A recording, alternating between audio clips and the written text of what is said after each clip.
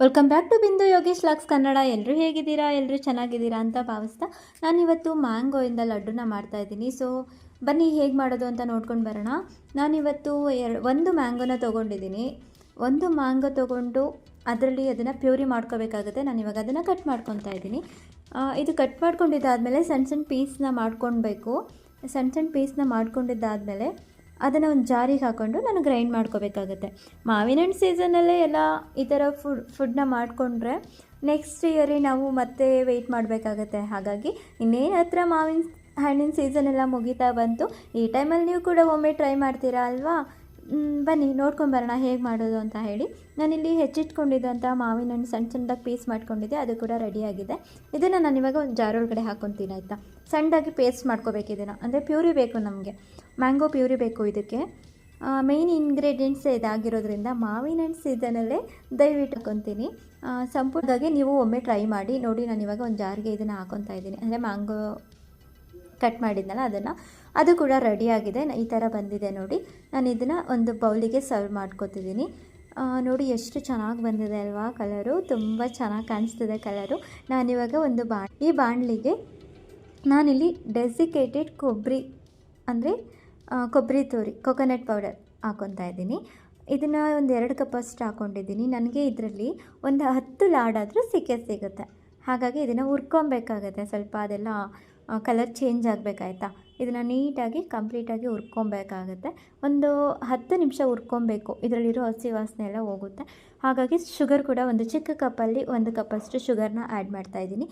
ಜೊತೆಗೆ milk powder ಅದೇ ಕಪ್ಪಲ್ಲಿ ಮಿಲ್ಕ್ ಪೌಡರ್ನ ಕೂಡ ಹಾಕ್ಕೊತಾ ಇದ್ದೀನಿ. ಇದನ್ನು ಕೂಡ ಹುರ್ಕೊಬೇಕಾಗುತ್ತೆ. ಎಲ್ಲವನ್ನು ಕೂಡ ಮೀಡಿಯಮ್ ಫ್ಲೇಮಲ್ಲಿ ಇಟ್ಕೊಂಡು ಹುರ್ಕೊಳ್ಳಿ, ಇಲ್ಲಾಂದರೆ ಅದು ಒಂಥರ ರೋಸ್ಟೆಡ್ ಆಗಿಬಿಡುತ್ತೆ ಕೊಬ್ಬರಿ ತುರಿ ಆಯಿತಾ. ಇದಿಷ್ಟು ಆದಮೇಲೆ ಇದಕ್ಕೆ ನಾನು ಮಿಕ್ಸ್ ಮಾಡಬೇಕಾಗಿರೋಂಥ ಮೇಯ್ನ್ ಇಂಗ್ರೀಡಿಯೆಂಟ್ಸ್ ಬಂದು ಮ್ಯಾಂಗೋ ಪ್ಯೂರಿ. ಈ ಮ್ಯಾಂಗೋ ಪ್ಯೂರಿ ಅಯ್ಯಪ್ಪ ಎಷ್ಟು ಚೆಂದ ಕಾಣಿಸ್ತಿದೆ ಅಲ್ವಾ? ನನಗಂತೂ ತುಂಬ ಇಷ್ಟ. ಈ ಕಲರ್ ನೋಡಿ ಎಷ್ಟು ಚೆನ್ನಾಗಿ ಕಾಣಿಸ್ತಿದೆ. ಒಂಥರ ಮ್ಯಾಂಗೋ ಜ್ಯೂಸ್ ಥರ ಹಾಗೆ ಕುಡಿದ್ಬಿಡೋಣ ಆ ಥರ ಎಲ್ಲ ಫೀಲ್ ಬರುತ್ತೆ, ಅಷ್ಟು ಚೆನ್ನಾಗಿದೆ. ಇದ್ರ ಜೊತೆಗೆ ನಾನು ಇವಾಗ 1 ಕಪ್ಪಷ್ಟು, ಅಂದರೆ 1 ಸ್ಪೂನಷ್ಟು ಕಂಡೆನ್ಸ್ ಮಿಲ್ಕ್ನ ಕೂಡ ಆ್ಯಡ್ ಮಾಡ್ತಾಯಿದ್ದೀನಿ. ಅದನ್ನು ಯಾವುದೇ ಕಾರಣಕ್ಕೂ ಲೋ ಫ್ಲೇಮಲ್ಲೇ ಇಟ್ಕೊಳ್ಳಿ, ಹೈ ಫ್ಲೇಮ್ ಮಾಡ್ಕೋಬೇಡಿ. ಲೋ ಫ್ಲೇಮಲ್ಲೇ ನೀಟಾಗಿ ಹುರ್ಕೊಬೇಕಾಗುತ್ತೆ. ನಾನಿವಾಗ ಇದು ಕೂಡ ರೆಡಿ ಆಯಿತು ನೋಡಿ. ಇದನ್ನೆಲ್ಲ ನೀಟಾಗಿ ಮಿಕ್ಸ್ ಮಾಡ್ಕೋಬೇಕು. ಸ್ವಲ್ಪ ಏಲಕ್ಕಿ ಪೌಡರ್ನ ಕೂಡ ಹಾಕಿ, ನಾನು ಸ್ಕಿಪ್ ಮಾಡಿಬಿಟ್ಟಿದ್ದೀನಿ ಅದು ಏಲಕ್ಕಿ ಪೌಡರ್ ಹಾಕೋದು. ಏಲಕ್ಕಿ ಪೌಡರ್ ಹಾಕೋದ್ರಿಂದ ಘಮ ಘಮ ಅಂತ ಪರಿಮಳ ಬರುತ್ತೆ, ಹಾಗಾಗಿ ಏಲಕ್ಕಿ ಪೌಡರ್ನ ಕೂಡ ಆ್ಯಡ್ ಮಾಡಿ. ಇದ್ರ ಜೊತೆಗೆ ಒಂದು ಸ್ವಲ್ಪ ಹಾಲನ್ನು ಕೂಡ ಹಾಕ್ಕೊಬೇಕಾಗತ್ತೆ. ಒಂದು ಸ್ವಲ್ಪ ಅಷ್ಟೇ, ಸುಮ್ಮನೆ ಹಾಗೆ ಒಂದು 2 ಹನಿ ಥರ ಹಾಕಿ ನೀಟಾಗಿ ಮಿಕ್ಸ್ ಮಾಡ್ಕೋಬೇಕಾಯ್ತಾ. ನಾನು ಅದನ್ನು ಹಾಕಿದ್ದೀನಿ ನೋಡಿ. ಈ ಥರ ರೆಡಿಯಾಗಿದೆ. ಯಾವುದೇ ಕಾರಣಕ್ಕೂ ಅದನ್ನು ತಳ ಹಿಡಿಯೋ ಹಾಗೆ ಮಾಡ್ಕೋಬೇಡಿ. ಇದು ಫುಲ್ ಕಂಪ್ಲೀಟ್ ರೆಡಿಯಾಗಿದೆ. ನಾನಿವಾಗ ಇದಕ್ಕೆ 1 ಸ್ಪೂನಷ್ಟು ತುಪ್ಪನ ಹಾಕ್ಕೊತಾ ಇದ್ದೀನಿ. ಈ ತುಪ್ಪನ ಆ್ಯಡ್ ಮಾಡಿದ್ಮೇಲೆ ಅದನ್ನು ಕೂಡ ನೀಟಾಗಿ ಎಲ್ಲ ಮಿಕ್ಸ್ ಮಾಡ್ಕೋಬೇಕು, ಅದೆಲ್ಲ ಹೊಂದ್ಕೋಬೇಕಾಯ್ತಾ. ತಳ ಹಿಡಿದೇ ಇರೋ ಥರ ನೋಡ್ಕೊಳ್ಳಿ, ಚೆನ್ನಾಗಿ ಬರುತ್ತೆ ತಳ ಹಿಡಿದಿಲ್ಲ ಅಂದರೆ. ಮತ್ತು ನೋಡಿ ಇದು ಕಂಪ್ಲೀಟಾಗಿ ರೆಡಿ ಕೂಡ ಆಗಿದೆ. ಇದಕ್ಕೆ ಹೇಳಿದ್ನಲ್ಲ ನಾನು ಆವಾಗಲೇ, ಹಾಲನ್ನ ಕೂಡ ಹಾಗೆ ಚಿಮ್ಮಿಸ್ಬೇಕು, 2 ಹನಿ ಥರ ಅಷ್ಟೇ ಸಾಕು. ಅಷ್ಟಾದರೆ ನಾವು ಉಂಡೆಗೆ ಇಟ್ಕೊಳ್ಳೋದಕ್ಕೆಲ್ಲ. ಅದು ಹಾಕಿಲ್ಲ ಅಂದರೂ ಬರುತ್ತೆ, ಬಟ್ ನಾನು ಟೇಸ್ಟಿಗೆ ಅಂತ ಹೇಳಿ ಹಾಲನ್ನ ಹಾಕಿದ್ದೀನಿ ಸ್ವಲ್ಪ. ಯಾಕೆಂದರೆ ಅದು ಸ್ವಲ್ಪ ಗಟ್ಟಿ ಥರ ಆಗೋದು, ಆ ಥರ ಏನೂ ಆಗೋದಿಲ್ಲ. ಹಾಲನ್ನ ಸ್ವಲ್ಪ ಹಾಕಿ, ಓಕೆನಾ.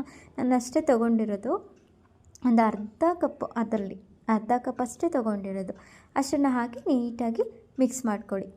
ಇದು ಕಂಪ್ಲೀಟಾಗಿ ರೆಡಿಯಾಗಿದೆ. ಕಂಪ್ಲೀಟಾಗಿ ಕೂಲ್ ಆದಮೇಲೆ ಇದನ್ನು ನೀವು ಉಂಡೆಗಳನ್ನಾಗಿ ಮಾಡಿಕೊಂಡು, ಬೇಕರಿನಲ್ಲಿ ಸಿಗೋವಂತಹ ಡಿಸೈನ್ ಪೇಪರ್ ಇರುತ್ತೆ ನೋಡಿ, ಸ್ವೀಟೆಲ್ಲ ಹಾಕಿರ್ತಾರಲ್ಲ, ಅದನ್ನು ತೊಗೊಬಂದು ನೀವು ಬೇಕಿದ್ದರೆ ಅದರೊಳಗಡೆ ಈ ಸ್ವೀಟನ್ನ ಸರ್ವ್ ಮಾಡಿ ಕೊಡ್ಬೋದು. ಹಾಗೆ ಮಕ್ಕಳಿಗೆ ಸ್ನ್ಯಾಕ್ಸಿಗೆ ಹಾಕ್ಕೊಡ್ಬೋದು. ಹಾಗೆ ಸಂಜೆ ಬಂದಾಗ ಮಕ್ಕಳು ಏನಾದರೂ ತಿನ್ನಲಿಕ್ಕೆ ಹೇಳ್ತಾರೆ, ಆವಾಗಲೂ ಕೂಡ ಅವ್ರಿಗೆ ಕೊಡ್ಬೋದು.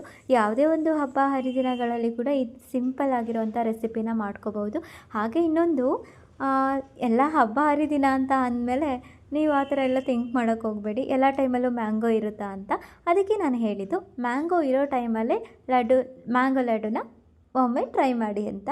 ಮತ್ತೆಲ್ಲ ಕ್ವಶನ್ ಎಲ್ಲ ಕೇಳಲಿಕ್ಕೆ ಹೋಗಬೇಡಿ, ಓಕೆನಾ. ನೋಡಿ ಈ ಥರ ಸಂಪೂರ್ಣವಾಗಿ ಲಡ್ಡು ಕೂಡ ರೆಡಿ ಆಯಿತು. ಈ ಥರ ನಾನು ಆವಾಗಲೇ ಹೇಳಿದ್ನಲ್ಲ ಬೇಕರಿಲಿ ಸಿಗುತ್ತಲ್ಲ ಪೇಪರು ಅಂತ ಹೇಳಿ, ಇದು ಎಲ್ಲ ಥರ ಅಂದರೆ ಈಗ ಬೇಕ್ರಿ ಐಟಮ್ಸ್ ಎಲ್ಲ ಸಿಗುತ್ತಲ್ವ, ಅಂಥ ಶಾಪಲ್ಲಿ ಈ ಥರ ಡಿಸೈನ್ ಆಗಿರೋ ಬೇಕ್ರಿಲಿ ಸಿಗುವಂಥ ಸ್ವೀಟ್ ಹಾಕೋ ಪೇಪರ್ ಸಿಗುತ್ತೆ ನಿಮಗೆ, ಪೇಪರು. ಸೊ ಅದನ್ನು ತೊಗೊಬಂದು ನೀವು ಈ ಥರ ಡಿಸೈನ್ ಮಾಡ್ಕೊಬೋದು. ಇದರಲ್ಲಿ ನನಗೆ ಕಮ್ಮಿ ಅಂದ್ರೂ ಒಂದು 10 ಲಾಡು ಸಿಕ್ಕಿದೆ ಆಯಿತಾ. ಮ್ಯಾಂಗೋ ಲಾಡು 10 ಸಿಕ್ಕಿದೆ. ತುಂಬ ಚೆನ್ನಾಗಿದೆ, ತುಂಬ ಟೇಸ್ಟಿಯಾಗಿದೆ. ನೀವು ಕೂಡ ಒಮ್ಮೆ ಟ್ರೈ ಮಾಡಿ. ಹಾಗೆ ಹೇಗಿತ್ತು ಅಂತ ಹೇಳಿ ಕಮೆಂಟ್ ಬಾಕ್ಸಲ್ಲಿ ಕಮೆಂಟ್ ಹಾಕೋದನ್ನು ಮರಿಬೇಡಿ.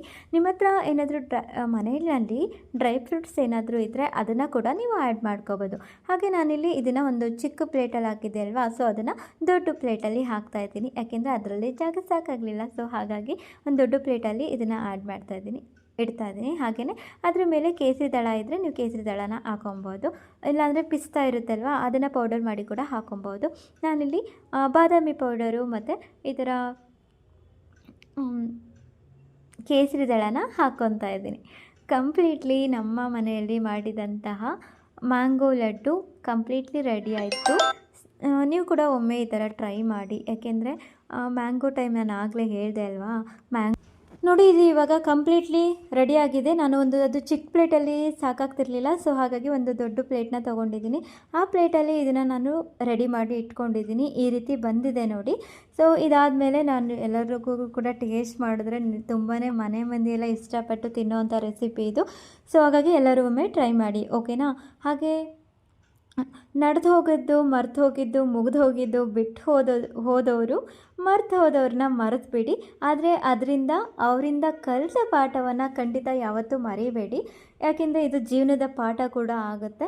ನಾನಿನ್ನು ಏನು ಹೇಳಿದೆ ಅಂತ ಅಂದರೆ, ನಡೆದು ಹೋಗಿರೋದನ್ನು ಮತ್ತು ಮರ್ತು ಹೋಗಿದ್ದು, ಮುಗ್ದು ಹೋಗಿರೋದು, ಬಿಟ್ಟು ಹೋದವ್ರನ್ನ ನಿಜವಾಗ್ಲೂ ಮರೆತು ಬಿಡಿ ಆಯಿತಾ. ಅದರಿಂದ ನಿಜವಾಗ್ಲೂ ಏನೇ ಉಪಯೋಗ ಕೂಡ ಆಗೋದಿಲ್ಲ. ಸೊ ಈ ವರ್ಡ್ನ ಹೇಳ್ತಾ ನಾನಿವತ್ತು ಈ ವರ್ಡು ನಿಮಗೆ ಇಷ್ಟ ಆಗಿದ್ದರೆ ದಯವಿಟ್ಟು ಏನಂತ ಅರ್ಥ ಮಾಡ್ಕೊಂಡ್ರಿ ಅನ್ನೋದನ್ನು ಕಮೆಂಟ್ ಬಾಕ್ಸಲ್ಲಿ ಕಮೆಂಟ್ ಹಾಕೋದನ್ನು ಮಾತ್ರ ಮರಿಬೇಡಿ. ಹಾಗೆ ಇನ್ನೊಮ್ಮೆ ಹೇಳ್ತಾ ಇದ್ದೀನಿ, ಯಾರು ಬೇಜಾರು ಮಾಡ್ಕೋಬೇಡಿ. ನನ್ನ ಚಾನಲ್ಗೆ ಯಾರು ಸಬ್ಸ್ಕ್ರೈಬ್ ಮಾಡ್ಕೊಂಡಿಲ್ಲ ದಯವಿಟ್ಟು ಸಬ್ಸ್ಕ್ರೈಬ್ ಮಾಡಿಕೊಂಡು ಫುಲ್ ವಿಡಿಯೋನ ನೋಡಿ ಅಂತ ಹೇಳ್ತಾ ಇವತ್ತಿನ ರೆಸಿಪಿ ನಿಮ್ಗೆ ಇಷ್ಟ ಆಗಿದೆ ಅಂತ ಹೇಳ್ತಾ ಇವತ್ತಿನ ಲಾಗ್ನ ಮುಗಿಸ್ತಾ ಇದ್ದೀನಿ. ಸೊ ಎಲ್ಲರೂ ಆರಾಮಾಗಿರಿ, ಖುಷಿಯಾಗಿರಿ. ಇರೋದೊಂದು ಜೀವನ, ನಗ್ನಗ್ತಾ ಇರಿ ಅಂತ ಹೇಳ್ತಾ ಲಾಗ್ನ ಮುಗಿಸ್ತಿದ್ದೀನಿ. ಬಾಯ್ ಎಲ್ರಿಗೂ.